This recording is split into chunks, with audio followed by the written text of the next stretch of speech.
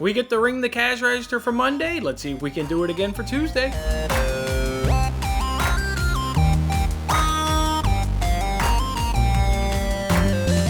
Hey there, everybody. Welcome on into this episode of Winning Bets. It's Jason Mattis, of course, giving you guys those free sports picks every single day. And we're on the Tuesday edition here of Winning Bets. Thanks for kicking off your morning with me here.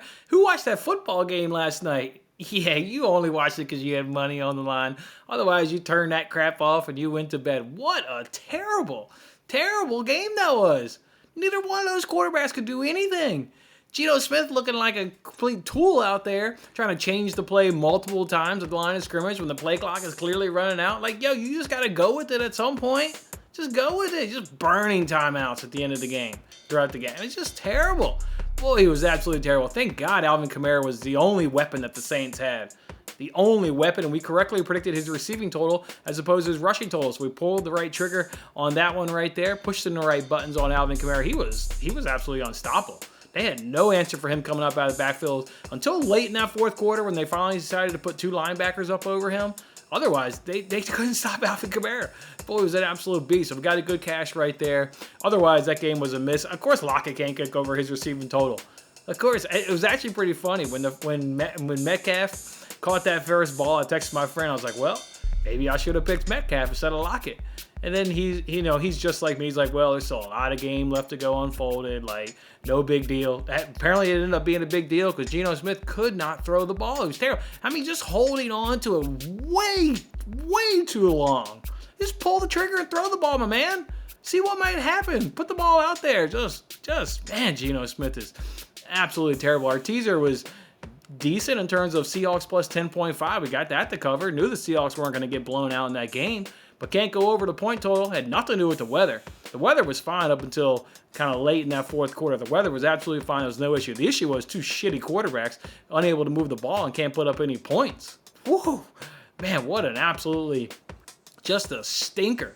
Just an absolutely stinker of a football game. And again, you only watch that if you got money on the line. Otherwise, you're probably turning that thing off by halftime because you knew you weren't going to be entertaining that second half. And thankfully, CJ McCollum came through for us and put money in our pocket. He's the reason why we were profitable up on the night right there. CJ McCollum, we pushed the right buttons with CJ McCollum. Talked about yesterday, are we going to pick his points? Are we going to pick his 3 points? His 3-point total cash in the first half, actually. He hit 4 of those suckers in the first half, so that was good. His point total did not cash, so just like last season, again, call me good, call me lucky, call me whatever you want. I don't care, but I help you put money in your pocket with CJ McCollum. We pushed the right buttons just like last season. I don't know. That was tough for me to make that decision. I think the sportsbooks made it easy by giving us a really good plus money bet on that 3-pointers. If there would have been juice on both sides of that, man, that would have been a really tough decision. But I mean, it was tough overall. But once you look at the odds, it's like, okay, yeah, clearly I'll go ahead and take that plus money bet. But hey, man, with CJ McCollum, he continues to be the cash cow, and we continue pushing the right buttons. They play Wednesday night. Wednesday night can't come soon enough. Already looking forward to the sportsbooks giving us the props, and we'll see if we pick his 3-pointer. We'll see if we pick his point total in that game right there on Wednesday night going on up against the Grizzlies. But yeah, put money up in your pocket. And then those dogs, NHL dogs, they came through. They were profitable. Only got 3 of the 7 dogs to go ahead and come through and put a little money in our pocket. The upsetting point was those NHL dogs. Or not the NHL, the NBA dogs. We hit only 2 out of 9, which, okay, that happens. But we hit the plus 205 and the plus 460. So we just can't get a little more help. We hit the big dog. We hit the plus 460 and the plus 205. We can't get like one other NBA dog to help to get us profitable in those NBA dogs. So that was frustrating. But overall, we put money in our pocket on Monday. So that's good with me. What did we do? Plus 0.35 units. Go ahead and take that right there to kick off our week. I told you guys we were going to kick off our Monday with profit. And that's exactly what we did. Let's go ahead and carry that on into Tuesday's action. Before we get to Tuesday's action, though, we got a lot of business to go ahead and handle. Let's go ahead and look at those NFL eliminator where we had one person go down. We went 2 weeks with perfect entries. Not so fast this week that we had one person go down. They went down with the Ravens. I obviously can't talk shit about that. I mean, that's a good pick. I had the Ravens in a 3-legged money line parlay, and the Ravens were the only one that obviously went ahead and lost in that 3-legged parlay. So, yeah, I can't talk any shit. I can't talk any shit. I thought the Ravens were obviously going to win that game. They just got their ass kicked there by the Bengals. But then we had 4 people pick the Cardinals. Yeah, easy right there, picking the Cardinals going up against the Texans. 3 people picked the Packers, including myself. We had a sweat.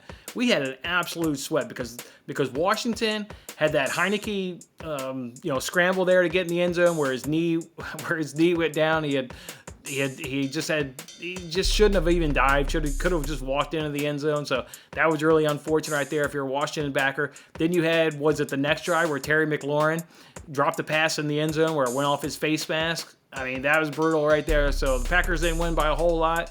Washington gave them a hell of a fight. I think if you're one of those 3 Packers pickers, including myself, I think you feel lucky. I think we would have still won the game. But boy, the score could have been a hell of a lot tighter than what it was. Thankfully, Washington made mistakes crucially in the red zone and big mistakes in the red zone right there. Then we had 2 Rams pickers going up there against the Lions right there. So we only got 9 remaining.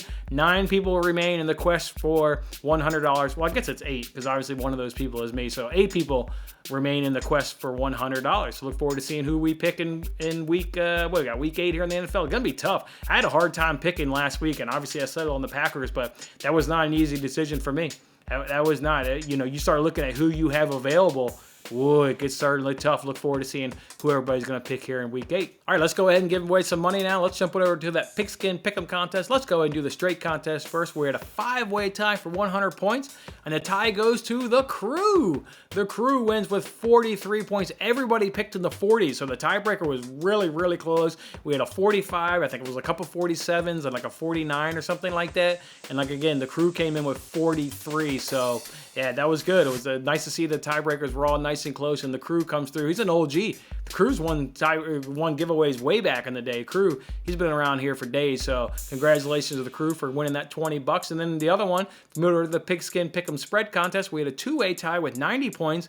And by default, we give it to MP91 because Boucher did not put in a tiebreaker. I hate when you guys go ahead and forget to do that tiebreaker and somebody wins by default, but MP91 does go ahead and get the win. So the Crew and MP91, go ahead and hit me up on Twitter and drop me your PayPal information, and I'll drop each of you $20. Congratulations to the 2 of you. And for everybody else, as we know, it's a new week. Anybody can win because we all started off with 0 points. So good luck on NFL week number 8. All right, want to go ahead and give you guys a heads up. Make sure to follow me on Twitter. We got some EFL Cup soccer games going on today. They all 3 start at the same time. We need to see lineups.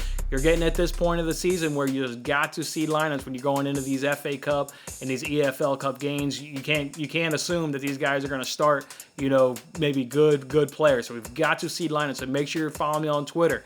It's at Winning Bets Pod. It's at Winning Bets Pod. You got Arsenal going up against Leeds. I mean, without seeing lineups, you lean a pro Arsenal, favoritism right there. Leeds has just been absolutely terrible so far this year in the Premier League, and they didn't do any better last round in this tournament when they went up against Fulham. They barely got by Fulham. So, yeah, Leeds is just not having a good campaign absolutely at all. So we lean Arsenal, but let's go ahead and see lineups. Chelsea versus Southampton. Obviously, you're going to lean Chelsea in that game right there, but let's go ahead and see, lineups on that one. They've obviously got injuries to their strikers, so let's just go ahead and see what Chelsea trots out there and maybe how we can make a bet fit. And then you got QPR going up against Sunderland. Sunderland is in League One where QPR is in the Championship, so we lean QPR, especially QPR at home. But again, let's go ahead and see lineups. And then we also got some German Cup games going on. You got Dortmund going up against a team that's in the dead last in Bundesliga 2, so we obviously favor Dortmund. But again, we need to go ahead and see lineups because Holland's going to be out. It looks like, through the rest of the calendar year, so we've definitely got to see lineups for that Dortmund game. Then you got some other team going up against Leipzig. This team right here isn't even in Bundesliga 2. They're in the tier below Bundesliga 2. So while we lean Leipzig, we've got to go ahead and see lineups. And then you got Hoffenheim going up against another team in Bundesliga 2. They're towards the bottom of Bundesliga 2, so we obviously lean Hoffenheim, and Hoffenheim's at home. But again, we need to go ahead and see lineups. So just make sure you're following on Twitter. We're going to go ahead and fire off some soccer bets, but I do not feel comfortable giving any bets without seeing lineups as you start getting into these cup games and teams may be motivated to play youngsters as they focus on, domestically in terms of their, league status right there. So let's just wait. Let's go ahead and see lineups, and then we'll go ahead and fire off some soccer bets later on this afternoon on Twitter. So you can go ahead and look for that. Let's go ahead and give out some bets. And let's look at this Braves versus Astros game. World Series game number 1. Should be a fantastic series right here. You got the Atlanta Braves going up against the Houston Astros. You got Morton going on the mound versus Valdez. If you look at these two starters, Morton's got the better numbers, and that does take into account Valdez's last start there against the Red Sox where he was outstanding, going 8 innings pitch, only giving up that 1 solo home run. But Morton's got the better numbers overall. He's had the better resume so far this season and has had a decently strong, postseason as well. So like the fact that Morton's been better, like the fact that Morton has success up against the Astros in 2020. And the Astros are a team that doesn't have a whole lot of roster turnover. So the lineup he faced in 2020, maybe outside of really, like a George Springer, it's relatively the same lineup. So absolutely like that. He dominated the Astros in 2020 in the playoffs. He went 10.2 innings pitched, gave up 0 runs, 11 Ks, and 7 hits. So that was pretty impressive because he faced them twice in the same series in 2020. And we know normally, that favors the hitter, but Morton's a good pitcher and he dominated this Astros lineup in both of those appearances, giving up 0 runs. So we like that right there. Braves bullpen, they got the better ERA. They got the better FIP. They got the better home run per 9.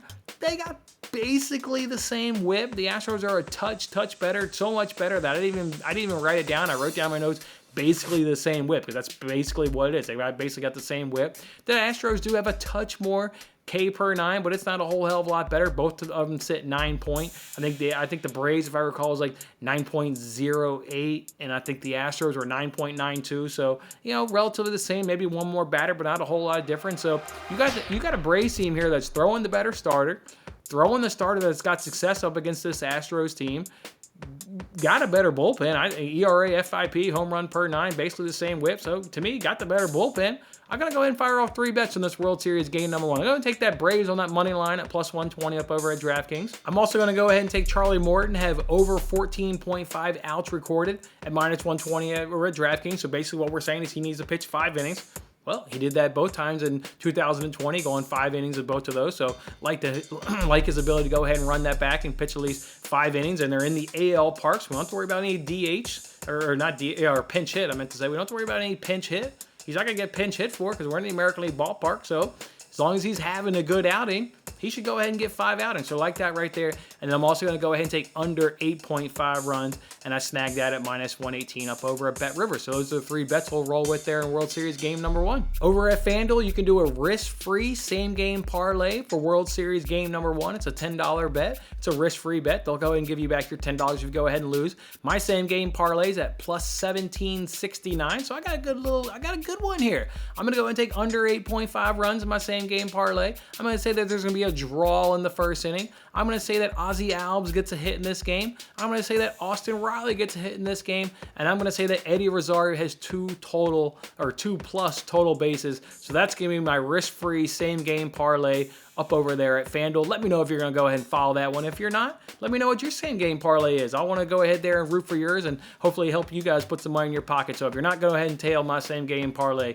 Let me know what yours is. What the hell? Maybe I'll make another one. All right, we got another risk-free same-game parlay tonight. We got one in basketball. There's one over on FanDuel for either one of the TNT basketball games. There's 2 games tonight on TNT. I went ahead and did the 76ers versus Knicks game and got my same-game parlay at plus 419. Went very, very conservative here. Basically took all the guys' over-under point total and rebound total and just took them a little bit lower. So we got Randall to get 20-plus points. We got Barrett to get 10-plus points. We got Fournier to get 10-plus points. We got Walker to get 10-plus points. We got Randall to get 6-plus rebounds. Walker to get 2+ more 3-pointers. And Fournier to get 2+ 3-pointers as well. So yeah, it's pretty conservative. There's a lot of legs in there, but it kind of just took everybody's number and just brought it down a handful of points or handful of 3-pointers, rebounds, whatever the heck it is, to get it at plus 419. So that's how we'll do right there. So that's what we got tonight. We got 2 risk-free same-game parlays, and we got those 3 bets there and World Series game number 1. And then, of course, look for me on Twitter early this afternoon. Once those lineups are out for these cup games there, we'll go ahead and fire off some soccer bets. All right, guys, go ahead and enjoy your Tuesday. Let's see if we can't put some more money in our pocket, and we'll come back on Wednesday and fire out some more bets. Have a good one, guys. Thanks for watching till the end. I'm Jason Mattis. Any love you can show by giving me a like, a subscription, or a comment, or even just share this video is very much appreciated. And don't forget to turn on your notifications to increase your chances of locking in the same odds as I talked about today, and check out my other great videos in these corners.